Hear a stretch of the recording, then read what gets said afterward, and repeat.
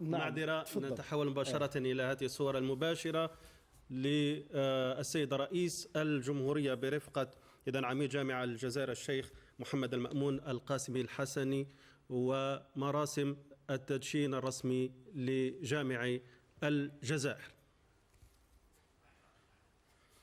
إذن هذه الصور لتدشين رئيس الجمهورية السيد عبد المجيد تبون رسميا لجامع الجزائر. هذا الصرح الحضاري والديني والمنارة لإفريقيا والعالم العربي وعموم العالم الإسلامي. طيب، بترك لك دكتور أحمد لتعلق على هذه الصور مباشرة.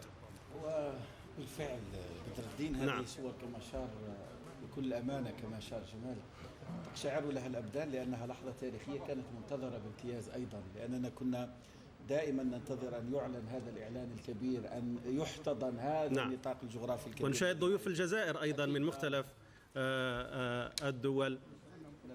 وحتى الرئيس راهو يستدعي الضيوف صحيح الساحل، ويبدو أنها صورة تذكارية للسيد رئيس الجمهورية مع ضيوف الجزائر الذين يحضرون مراسم التدشين الرسمي لجامع الجزائر. إذن ضيوف الجزائر الذين يمثلون العالم الإسلامي من إقليمنا ومن أيضا العالم العربي.